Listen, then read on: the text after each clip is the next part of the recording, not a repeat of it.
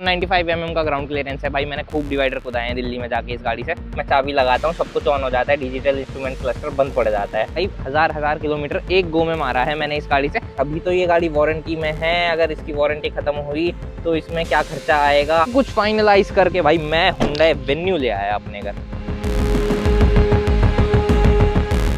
Hello भाई, मैं हूं अभिजीत सर और आप सभी का स्वागत करता हूं एक नए वीडियो में। भाई ये है मेरी हुंडई वेन्यू 2024 मॉडल है ये गाड़ी, और इस गाड़ी को लिए हुए मुझे 2 से ढाई साल हो चुके हैं। 2-2.5 साल में मैंने ये गाड़ी 32,000 किलोमीटर भी चला दी है। पेट्रोल वेरिएंट है, बेस से ऊपर वाला वेरिएंट है, यानी कि आपका एस वेरिएंट, जो कि उस टाइम बहुत ज़्यादा वैल्यू फॉर मनी होता था। अब आज मैं आपके सामने इस गाड़ी को लेके आया हूँ क्योंकि मैंने जैसे 2.5-3 साल गाड़ी चला ली। गाड़ी में कुछ प्रॉब्लम्स भी है, गाड़ी के कुछ पॉजिटिव्स भी है, गाड़ी के कुछ नेगेटिव्स भी है। इस गाड़ी को जिसने चला लिया वो नए वाली हुंडई वेन्यू पूरे तरीके से जज कर लेगा। वैसे तो दोनों ही प्रोडक्ट एकदम अलग अलग हैं मेरी नज़रों में, वो ज़्यादा फ्यूचरिस्टिक और टेकी बना दी है उन लोगों ने, लेकिन भाई ये गाड़ी एक सदाबहार गाड़ी थी। दिखने में सेम टू सेम क्रेटा जैसी लगती है, क्रेटा से थोड़ी सी साइज में छोटी है। मैं आपको बता दूं वीडियो स्टार्ट होने से पहले ही भाई हजार किलोमीटर एक गो में मारा है मैंने इस गाड़ी से। क्या माइलेज देती है, कैसी गाड़ी है, क्योंकि इंजन दोनों गाड़ियों में सेम है। जो आज आ रही है उसमें भी सेम इंजन आता है और इस वाली में भी सेम ही इंजन है। तो इंजन वाइज तो मैं आपको पूरी कंप्लीट इन डिटेल बात बता सकता हूँ कि ये हुंडई वेन्यू प्रोडक्ट कैसा है इंजन वाइज। मेरा ये 2-2.5 साल का जो एक्सपीरियंस है ये मैं आप लोगों के साथ आज शेयर करूंगा। ये बढ़िया है, किया सोनेट लेनी चाहिए। देखो बहुत सारे विचार रहते हैं आदमी के मन में जब वो कोई गाड़ी लेने जाता है। सबसे पहले मैं आपको कीमत बता दूं इस गाड़ी की। भाई इसकी कीमत बड़ी ही फ्लक्चुएट हुई थी जब मैंने ये गाड़ी ली थी। मैंने ये गाड़ी 10,30,000 रुपये की ली थी, जिसमें कि भाई मेरा सब कुछ ही मतलब आरटीओ इंश्योरेंस सब कुछ मिला के 10,30,000 रुपये में मुझे ये गाड़ी पड़ गई थी। उस टाइम मेरे पास बहुत सारे ऑप्शंस थे, मेरी इच्छा कुछ और लेने की थी, लेकिन भाई ये गाड़ी मुझे पसंद आ गई थी क्योंकि इसमें सफिशिएंट फीचर्स मिल रहे थे मुझे कम प्राइस में। मुझे एक सस्ती गाड़ी लेनी थी उस टाइम अगर मैं कहूँ। वैसे 10 लाख एक छोटा प्राइस नहीं होता है, छोटा अमाउंट नहीं होता है। मैं ले सकता था बलेनो वगैरह भी, लेकिन भाई वो मेरे टेस्ट के अकॉर्डिंग बैठ नहीं रही थी उस टाइम। मुझे एक सब 4 मीटर एसयूवी चाहिए थी। ऑप्शंस बताता हूँ आपको क्या क्या थे। ब्रेजा बिल्कुल नहीं लेनी थी क्योंकि पहले मेरे पास ब्रेजा रह चुकी है, डीजल वाली ब्रेजा मैं पहले ही परचेज करके चुका था। नेक्सॉन भाई टाटा पे मुझे ट्रस्ट नहीं है क्योंकि मैंने टियागो ली थी, और टियागो के साथ मेरे जो भी एक्सपीरियंसेस हुए थे वो सब मतलब मुझे कान पकड़वा दो, टाटा नहीं लेनी थी, इसलिए मुझे मारुति और टाटा दोनों कैंसिल कर दी। महिंद्रा पे क्यों नहीं गया भाई मैं? महिंद्रा में भाई मुझे एक दिक्कत लगती है, एक तो महिंद्रा की गाड़ी बहुत ही बढ़िया है, चलो बहुत ही बढ़िया है। अभी फिलहाल में मैं करंटली एक थार भी ओन कर रहा हूँ, face lifted rear wheel drive. बहुत सारे वीडियोस मिल जाएंगे आपको मेरे चैनल पर इसके ऊपर। 3XO फ्रेश प्रोडक्ट था, न्यूली लॉन्च था, मैंने क्यों नहीं लिया? भाई मेरी उस गाड़ी को ना लेने की एक ही वजह थी, उसके अंदर वाइब्रेशंस बहुत ज़्यादा है। 1.2 लीटर का 3 सिलेंडर इंजन है। माइलेज वो ऐसे ही देगा आपको 11-12 का। माइलेज का कोई कंसर्न नहीं, ये भी भाई आपको 10-11 की माइलेज ही देती है। बट कंसर्न जहां आदमी का मिल जाता है भाई, मुझे चाहिए था पीस। मुझे पता था महिंद्रा में जो ड्रामे होते हैं, और महिंद्रा की सबसे चीपेस्ट गाड़ी मैं उसे ही मानता हूँ। एक थोड़ा सा आदमी का पर्सपेक्टिव भी बन जाता है लुक्स के मामले में। लुक्स मुझे इस गाड़ी की भी कुछ पसंद नहीं है, लेकिन उसकी लुक्स में मुझे कुछ ज़्यादा टेस्ट नहीं आया था, इसलिए मैंने वो गाड़ी रिजेक्ट कर दी थी। अब ऑप्शंस और भी काफ़ी सारे थे, लेकिन भाई ऐसे आपको ऑप्शंस की स्टोरी बताता रहूँगा तो भाई आप भी बोर हो जाओगे। मैं भी रिपीटेटिव बात ही बताता रहूँगा आपको इस तरीके से। कुछ फाइनलाइज करके भाई मैं हुंडई वेन्यू ले आया अपने घर। अब हुंडई वेन्यू ले आया, ब्लैक कलर में ले आया। ब्लैक कलर मेरा फेवरेट था उस टाइम पे, अब नहीं है। मेंटेन करना बहुत ज़्यादा मुश्किल है भाई। जब मैं इस गाड़ी को अपने घर ले आया, मैंने इस गाड़ी से कंटेंट बनाना शुरू किया। मुझे देखा देखी में बहुत लोगों ने ये गाड़ी खरीदी और बहुत लोगों से मैं मिला भी हूँ। किसी ने व्हाइट खरीदी, किसी ने ब्लैक खरीदी, किसी ने अपर वेरिएंट खरीदा, किसी ने लोअर वेरिएंट खरीदा। एक खुद के दोस्त के पास भाई 2 हुंडई वेन्यू है, एक्सपीरियंस शेयर करूंगा उसका भी आप लोगों के साथ कभी। आज अपने वाली की बात करते हैं। मेरी सबसे बड़ी गलती यही रही कि मैंने भाई इस गाड़ी का पेट्रोल ऑप्ट कर लिया, ये सोचकर कि भाई मेरी रनिंग बहुत ही कम है। भाई रनिंग मैंने अभी 3 साल में, इस गाड़ी को हम बहुत कम चलाते हैं, सिर्फ अपना सब्जी लाने के लिए यूज़ कर लेते हैं इस गाड़ी को, या फिर कहीं फैमिली 2-3 गाड़ियाँ चाहिए होती है ना, जब हमें कहीं फैमिली को पूरी फैमिली को जाना होता है तो ये गाड़ी निकलती है। चलती डेली है, ऐसा नहीं है कि डेली नहीं चलती। डेली 15 से 20 किलोमीटर, कभी कभी 70-80 किलोमीटर भी चलाते हैं इस गाड़ी को। गाड़ी में अच्छाइयाँ गिनवाता हूँ सबसे पहले आप लोगों को। गाड़ी में अच्छाइयाँ सिर्फ इसके फीचर्स ही हैं जिनकी मैं तारीफ कर सकता हूँ। गाड़ी के अंदर आपको infotainment display, digital instrument cluster, मतलब सब बढ़िया मिलता है, लेकिन कमियां ज़्यादा हैं गाड़ी के अंदर।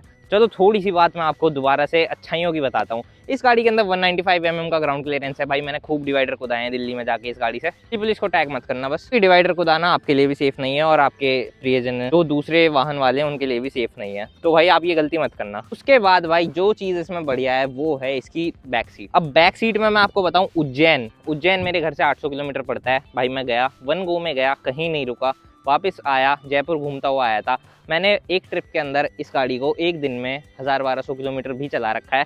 पीछे वाली सीट पे बैठ के भी, आगे वाली सीट पे बैठ के भी, ड्राइवर एक्सचेंज करते करते। भाई मैंने एक चीज़ ऑब्जर्व करी कि इसकी जो पीछे वाली सीट है, इसका ये जो रिक्लाइन एंगल है, जो कि भाई इस तरीके से ऐसे रिक्लाइन हो जाता है 90 डिग्रीज पर, और फिर आप चाहो तो इसे दोबारा से हटा सकते हो। ये बहुत ही मस्त चीज़ है। अब नेगेटिव यहाँ पे गिनवा देता हूँ एक और, इसका जो अंडर थाई सपोर्ट है, मेरी हाइट के अकॉर्डिंग मुझे ठीक नहीं लगता। मेरी फैमिली में मेरी मदर बैठती है, भाई उन्हें बहुत अच्छा लगता है। इस गाड़ी के अंदर आपको एक कमी और बता देता हूँ, जैसे आप 1000 किलोमीटर एक गो में मारोगे, इसमें और क्रेटा में यही डिफरेंस है कि क्रेटा थोड़ी सी लंबी है, थोड़ी सी ज़्यादा चौड़ी लगेगी क्रेटा आपको, तो उसमें आपको 1000-1500 किलोमीटर करने में ज़्यादा दिक्कत नहीं होगी। इस गाड़ी के अंदर आपको एक टाइम के बाद 300-400 किलोमीटर चलने के बाद ऐसा लगेगा एक बार रुक जाते हैं, एक बार हॉल्ट ले लेते हैं। हॉल्ट ना लेने की वजह एक और है, क्योंकि ये जो 1.2 लीटर का naturally aspirated 4 cylinder petrol engine है, कभी आपको थकाएगा ही नहीं भाई। आप गाड़ी कितना ही चलाओ, कभी ना तो ये थकता ना आप थकते, ना आपको फिजिकली इतना नहीं थकाएगी गाड़ी जितना मेंटली थका देगी। ये जो इंजन है, जो मैं आपको शुरू से ही बता रहा हूँ कि मैंने गलती कर दी इस इंजन को लेके। इस इंजन में भाई सबसे बड़ी गलती यही है कि ये इंजन बहुत ज़्यादा अंडर पावर है। अब मैं आपको इसके पावर फिगर्स बताऊँ ना, अगर केवल 82 bhp और 113 Nm का टॉर्क निकालती है ये गाड़ी, भाई मतलब बलेनो से भी नीचे है ये गाड़ी पावर के मामले में। इतनी बड़ी गाड़ी है, 7 मीटर एसयूवी है, सेम टू सेम यही इंजन मेरी हुंडई ऑरा में भी लगा हुआ है, जो कि मैंने सीएनजी पर्पज से ली थी। वो सीएनजी में लगने के बाद 69 bhp निकालती है, वो इस गाड़ी से ज़्यादा पावरफुल फील होती है। इस गाड़ी को लेके आपको ऐसे ही लगेगा कि आप घोड़ों की रेस में भाई बकरी लेके घूम रहे हो, क्योंकि भागती नहीं है गाड़ी, उस पिकअप को नहीं अचीव कर पाती। ऐसा नहीं है कि आपको गाड़ी चलाने में एकदम ही मज़ा नहीं आने का, अरे क्या है ये चीज़ बकवास, ये सब नहीं होगा भाई। गाड़ी चलेगी उसी तरीके से चलेगी, उतने आरपीएम पे ही आप गियर चेंज करोगे। गाड़ी हर उस पर्पस को मीट करेगी। आपको गाड़ी में बैठ के जाना है, आराम से जाओ, गाड़ी में गाने सुनने हैं, धूल से बचना है, सब कुछ हो जाएगा। लेकिन भाई वो एंथुजियाज्म जो आजकल मैं देख रहा हूँ बहुत लोगों के मन में होता है, वो चीज़ आप इस गाड़ी के अंदर अचीव नहीं कर पाओगे, स्पेशली आज वाली के अंदर, क्योंकि आज वाली का वेट इससे थोड़ा सा फालतू है। वो थोड़ी सी ज़्यादा बड़ी लगती है मुझे साइज़ में, और उसका 1.2 इतना ही स्मूथ है जितना ये है। अगर आप एंथुजियाज्म सोचकर नए वाली वेन्यू में ये इंजन ऑप्ट करोगे तो आपको अफसोस मनाना पड़ेगा कि भाई आपकी गाड़ी बिल्कुल भी नहीं भाग रही है रोड के ऊपर, और आप किसी भी मतलब मौज मस्ती नहीं कर पाओगे गाड़ी से। बेसिकली ये है कहना। मौज मस्ती में भाई मैं एक चीज़ और ऐड करना चाहूँगा। चलो ये गाड़ी भागती नहीं है, मैंने कितनी भगाई है आज तक, चलो मैं बताता हूँ। मैंने आज तक 155 लास्ट ये गाड़ी टच कराई है। 155 भाई लास्ट क्यों बोल रहा हूँ, गाड़ी में वैसे तो भाई 200 तक की स्पीड आती है, लास्ट जो मीटर होता है भाई। 130 के बाद तो ये भागना बंद कर देती है। 130 के बाद एकदम 1-1.5 किलोमीटर लग जाएगा आपको 150 तक पहुंचने के लिए।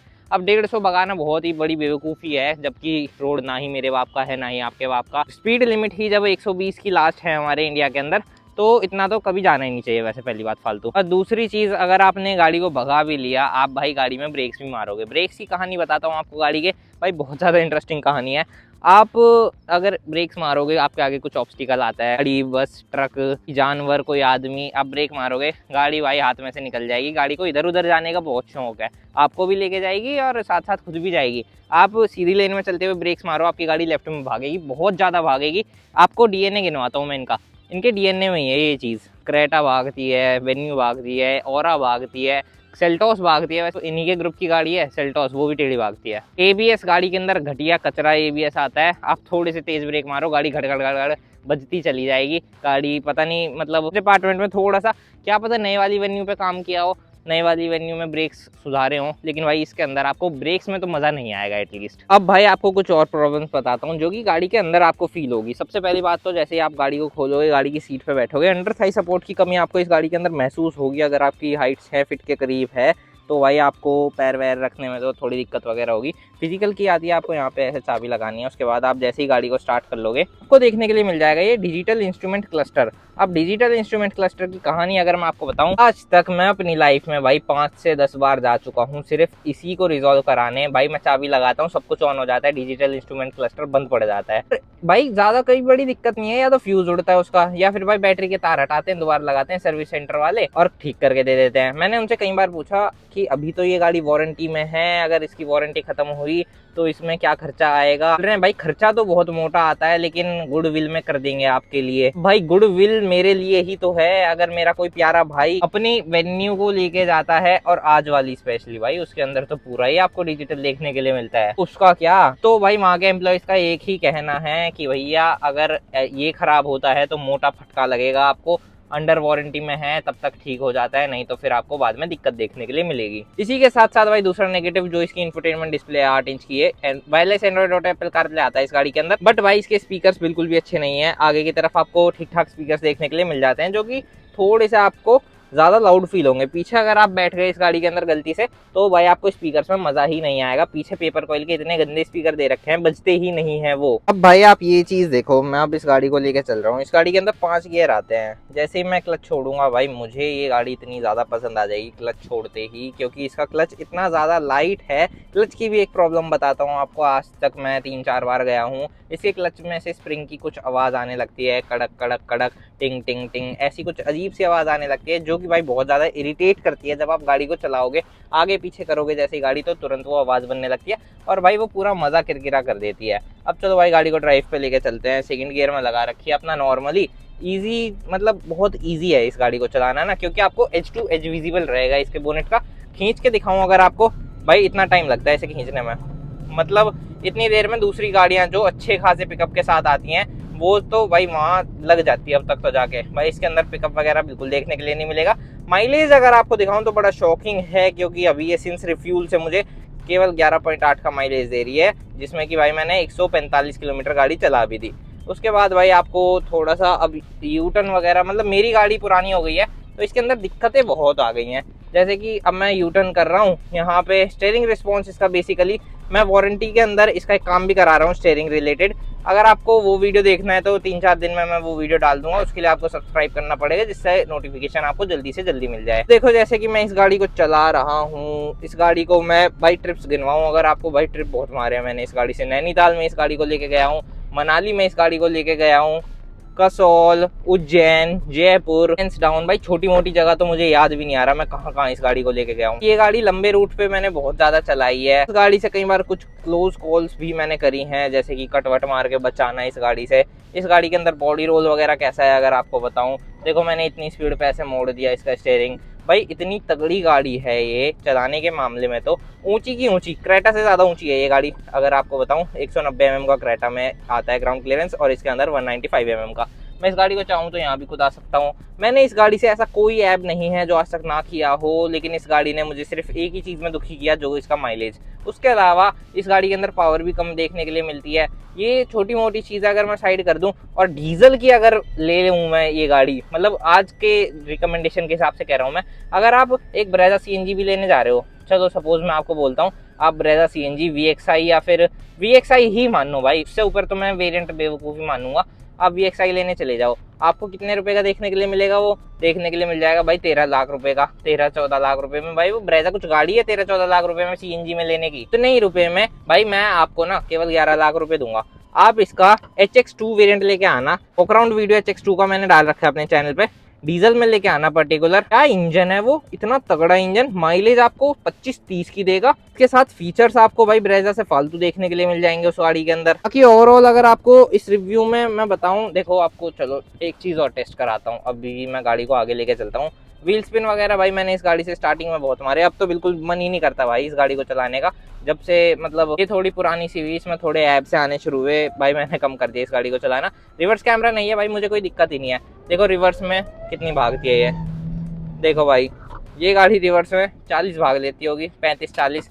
भाई मज़ा नहीं है इस गाड़ी में, पेट्रोल इंजन स्पेशली, जो मेरा रिव्यू कहता है आप भी समझ गए होंगे। गाड़ी है बहुत ही बढ़िया, मेरी बहुत ही one of my favourite cars में से है ये गाड़ी। बट मेरी रिकमेंडेशन हमेशा यही कहेगी, अगर आपको सेटिस्फैक्शन चाहिए अपने जीवन में तो हमेशा डीजल में ही लेना है इस गाड़ी को। अगर सेकंड हैंड भी मिल रही है तो भाई इसकी रीसेल भी कुछ नहीं है। मैंने 10.5 लाख रुपए की ली थी, 5 लाख रुपए की बिक रही है ये गाड़ी आज 3 साल के अंदर, जिसमें कि ये अभी 32,000 किलोमीटर चली है। तो भाई ये था मेरा ownership review about this Hyundai Venue petrol. आपको ये वीडियो थोड़ा सा भी अच्छा लगा, थोड़ा सा भी इन्फॉर्मेटिव लगा, यहाँ पे 1-2 वीडियोज आपको और सजेस्ट हो जाएंगे, आप उन्हें भी देख सकते हो। वीडियो देखने के लिए धन्यवाद, थैंक यू सो मच भाइयों।